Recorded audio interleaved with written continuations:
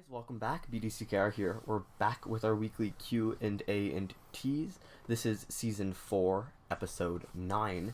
Our first question comes from Keuran, Kisten, and they say, "Hey guys, please help. I just have one question. Is Flashpoint Aquaman good?" All right. So maybe I'll talk very specifically and answer your question, and maybe use that as a takeoff point for a couple of things I want to say. So all right. So he's good. He's okay by himself, but he's really good on a Flashpoint team, right? So his stats are decent and they're on the high end, but since matchmaking is reasonably fair, it's not much of an advantage since you'll be facing higher stat characters. The barrier effect. So when we talk about the difference between one character and another, it basically comes down to stats, passives, and specials. And in my mind, actually, most of it comes down to passives way more than specials. Mm-hmm. So he's got the barrier effect for his Flashpoint teammates. So that reflecting some of the special damage, okay, not great. Because you need to take damage for it to be successful. And you're not actually, unlike Black Adam, who returns more damage than he gets when it's a special. I think this guy, Aquaman, only reflects maybe 40% of the damage. So my fighting style, you can probably see after, I don't know, literally like hours and hours of these Q&As where you're watching the fights. I favor high offensive output rather than defensive abilities. Maybe one defensive, for one tank, but otherwise, so to me that's a decent defensive ability, but not even that great. And the other part of his passive is that he gets power drain on combo ender.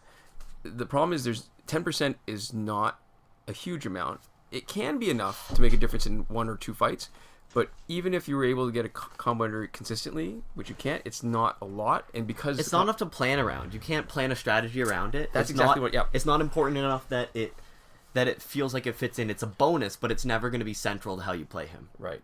It's unlike, so the difference between that and say Razagul Scimitar, where you actually get a whole lot more draining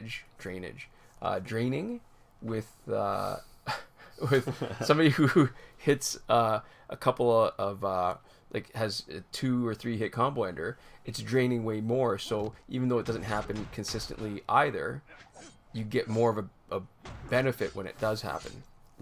So here's the thing. I mean, that's answering about Flashpoint Aquaman, but this question kind of gets asked a lot, right? Is he any good? Yeah. Is whoever any good? And I think you can find something in any character, whether it's the ability or even the fact that they're available. Because I remember when I started, can I tell you? Because we had the console unlocks, I thought, man, Prison Superman is so good.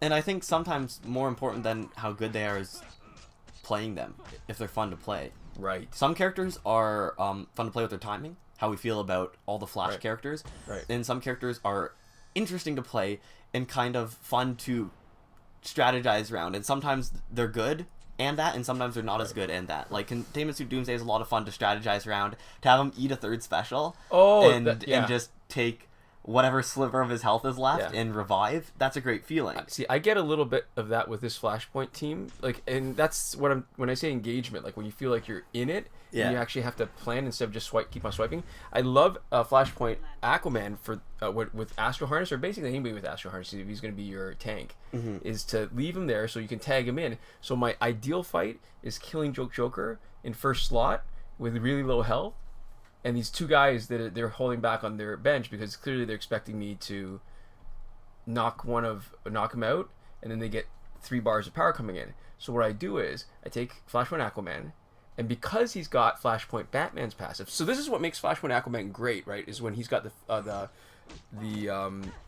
destructive blows, right? Destructive blows. Yeah. So Flashpoint Batman is the best of 3. But anyways, all right. So you bring in Aquaman. He's got no gear for damage bonus, but because he's got the destructive blows and he's augmented for 50% crit chance, what happens is he can usually knock Killing Joker out before his the Astro Harness, the first invulnerability is over. So the next guy tagging in does nothing, and I love it when I can tag him in for a third special and eat all of it and have no worries. And basically you've taken out 2 of their guys. Yeah, I mean, we've gone a long way from if a specific character is good, but I think one thing that I want to say is I think one of the advantages of the YouTube channel is that we've done a lot of kind of general multiplayer play. Right. And playing like you're trying to find a new team for people, leads you to some interesting combinations into some kind of fun stuff. Right. So just generally, I think that might be, if anybody's interested in switching it up a little, pretend like you're trying to make a team for somebody, like you're going to show somebody. Yeah, maybe. I mean, I'd be happy to take some suggestions. My difficulty sometimes with when people suggest certain things, too vague. Yeah, and it's they're looking for it because this is the character that they've got. But I want something interesting where maybe there's a passive that I can take advantage of. We've made videos before based off of team suggestions where people have given us the set, the gear, the reason why they put the gear on, and maybe a reason why that set of 3 has been chosen, or something interesting about either how they play or the type of battles that they get or something like that. Yeah, the rationale actually probably matters more than the specific characters, right? Like, yeah, because then maybe we slot in somebody else. Maybe we edit it, change it, right? But we know why. So there's that one time we made a team that was for avoiding specials. So I believe Rebirth Raven was in it, so she could tag it and take people's power. And I think we even intentionally a couple times did power drain reversed, so we could generate more power, so we could bring Raven in to suck up more of it. Yeah. I love that. So League of Assassins, right? When the orange is showing, you tag that person out specifically to tag Rebirth Raven in. Yeah. That was so sweet. That was a lot of fun. Mm-hmm. So there we go. Oh, sorry. I know that's usually your signal to shut me down, like at the Academy Awards. Well, it's an opportunity for you to speak up like this. Okay. It's just normally we're closer to the same page. So because we're playing this team that has Flashpoint Aquaman, out of all 3 characters, the best one is absolutely Flashpoint Aquaman. He stands alone as well as you would normally. You lose out on the ability or his passive for his teammates if you don't play with Flashpoint team, but any one of the other Flashpoints on their own becomes really kind of mediocre.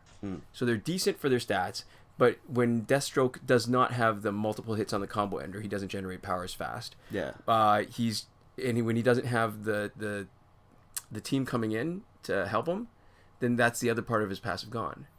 So Flashpoint Batman is way better than the other 2 simply because he sort of hits our sweet spot for how we like to play, which is high damage, and especially when it's high basic damage where you don't need power. Sorry. Yeah, we should say you said Aquaman once too earlier. Oh, did I? Accident. Yeah. Oh, so okay. Just Batman the whole time. Batman. All right. Okay.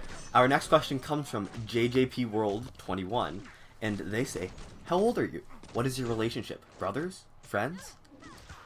All right. So this is interesting because this is a question that we've gotten more than once, where people are asking sort of personal questions. Like, I guess I go ahead, sorry. There's stuff like this, right? We get asked every once in a while for face reveal, which is definitely not related to our content. But this one, I think, is maybe the one that's a little bit more reasonable of the 2, because kind of understanding our dynamic, if you've listened to, like, hours of us talking, it makes sense that you might want to know a little bit more about our dynamic, and it makes a little less sense to me that you want to know what we look like specifically.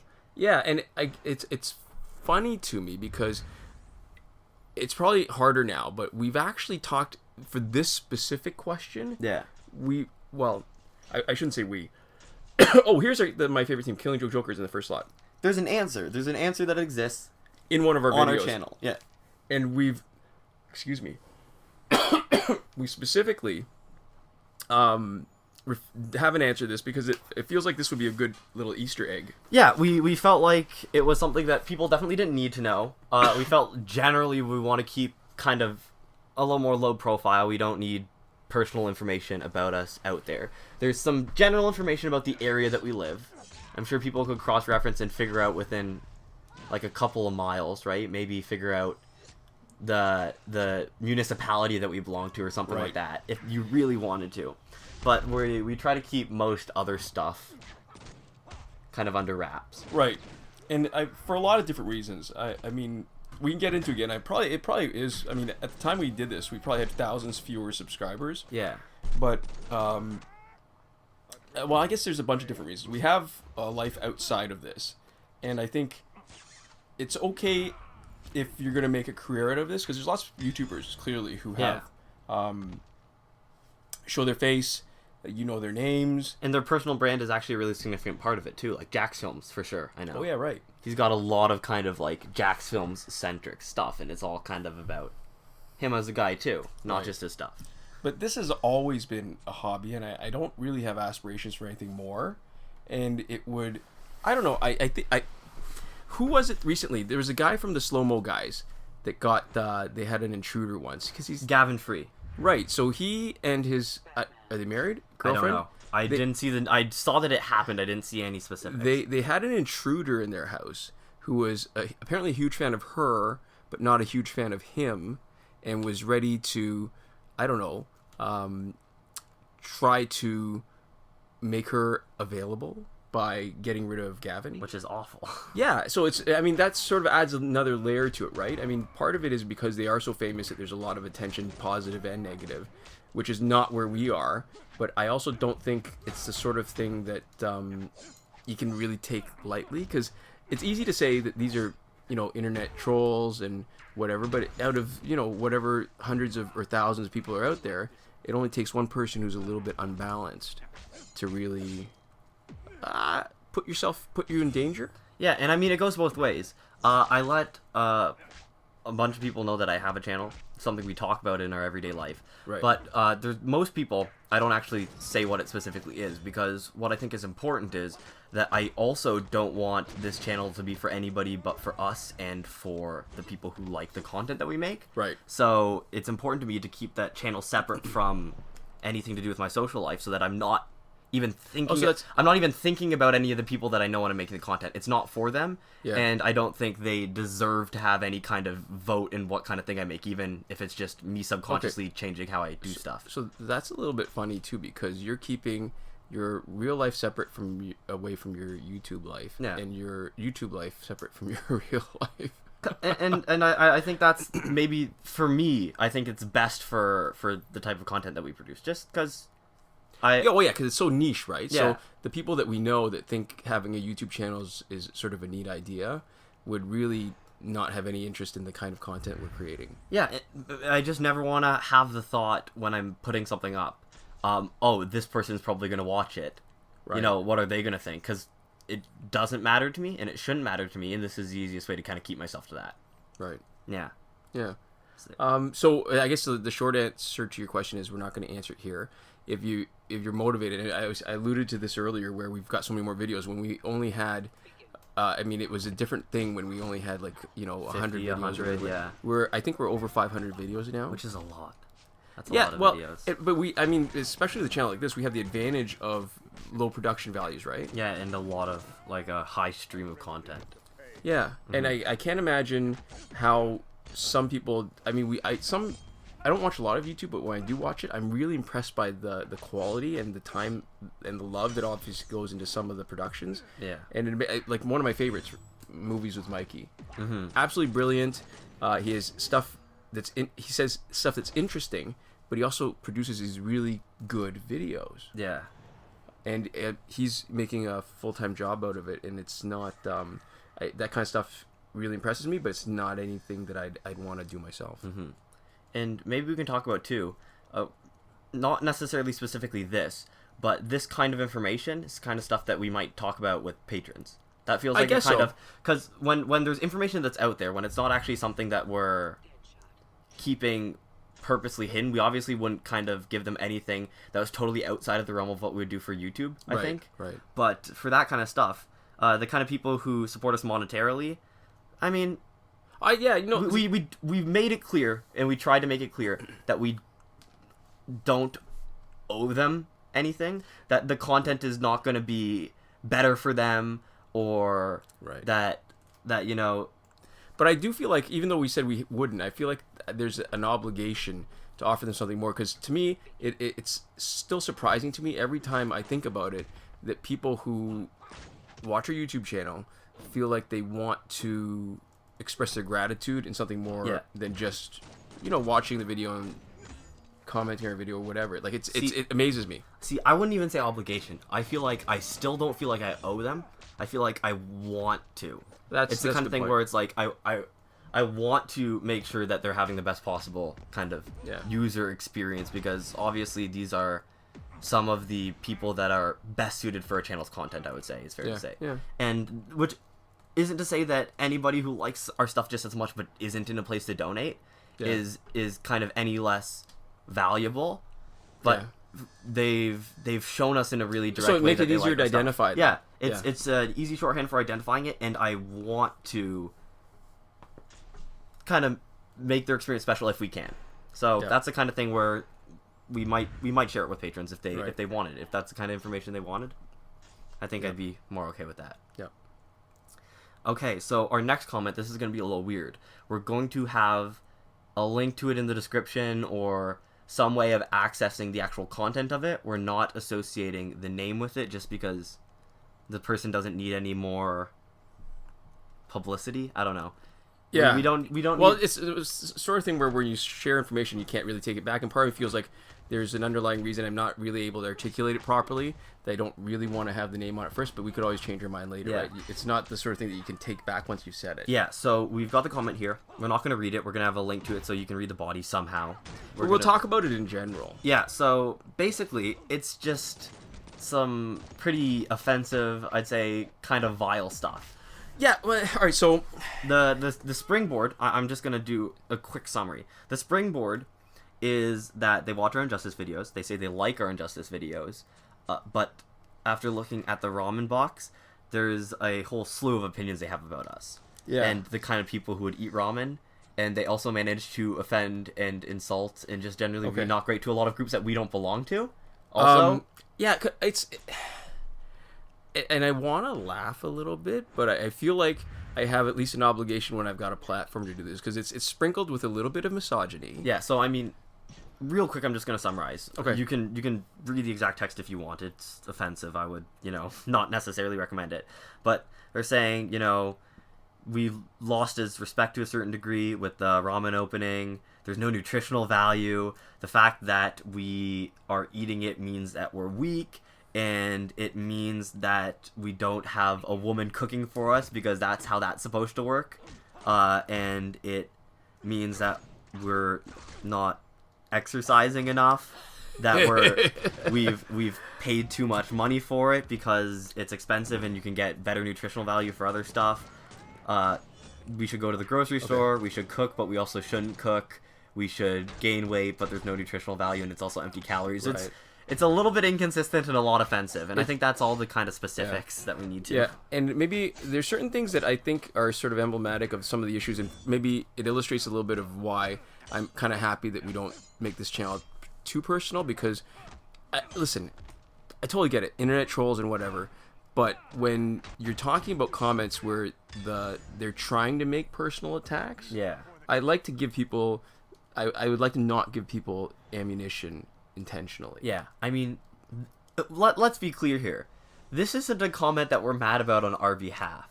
Yeah, I don't care. This, like, the guy's coming at us with a slew of... Somebody really hates ramen. Yeah, it's not even about us, it's about ramen. He says he likes our other stuff, which I feel like can only be true to very, very limited extent when you get this angry about one thing that that the person has eaten once. Yeah. So it's a little misogynistic. It's a little bit of body shaming.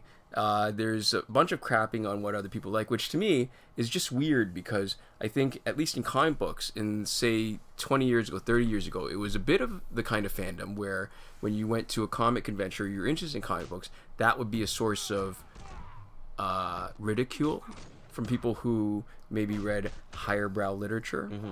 And what's funny about the comment is you throw in a bunch of the I'm kidding. It's almost like a cliche. There's like a guise of respect. Like, it's like, I like your stuff, but... Yeah, and then I'm just kidding, ha ha ha. Where you're trying to give yourself the veneer of deniability if somebody calls you on the toxicity. Or maybe even just feeling like you're above it. Like, you're not actually willing to commit to the hateful stuff you're saying. You're just... All right, so that's funny, too, because there's a follow-up comment where he's talking about... that we don't have a life, and that he just does this for fun, and he follows it, whatever. So like, don't step to me, kind of stuff.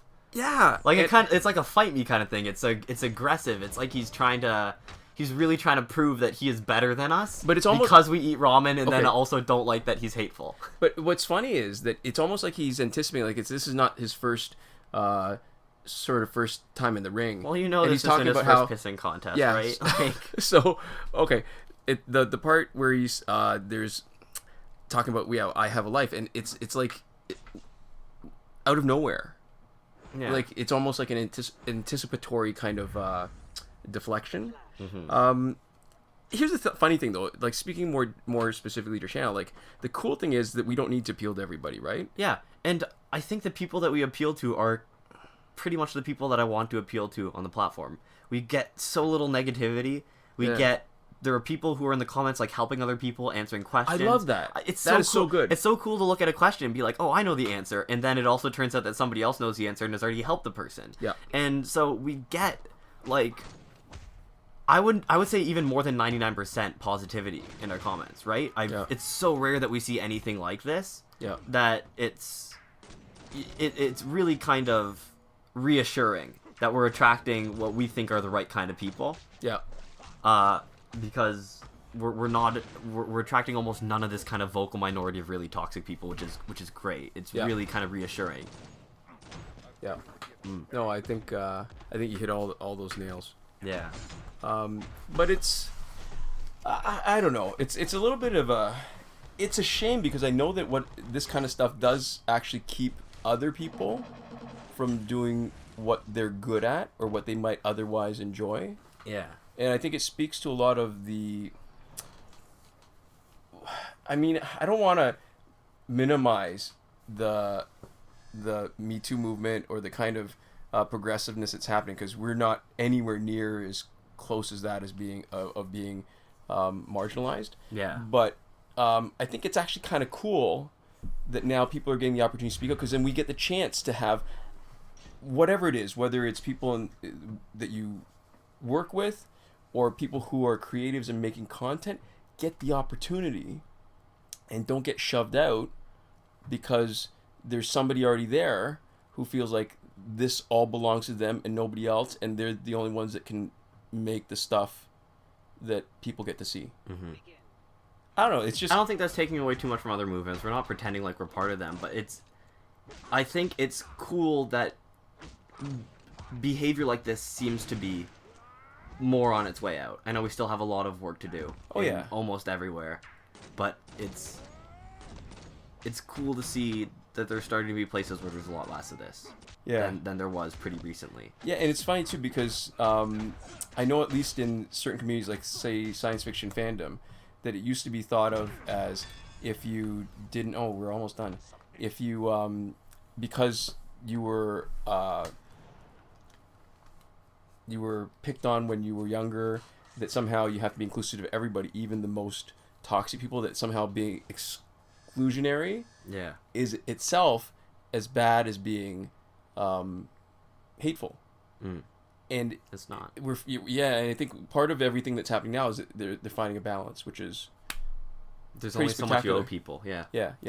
So there we go. I think that's it. A little bit of a downer maybe, but I think generally you guys are really positive people, and I think this is us talking about it because we don't get much of it, not because we get a lot of it. Yeah. So maybe as we're closing in the same way to show our gratitude, thank you so much to our patrons and our viewers who help support our channel, with a specific shout out to Alberto, Junior, Camarillo, and Lane. Yeah, thank you guys so much. We make these videos because of people like you. All of you. Thank you guys so much for watching. We'll see you next time. Komoda.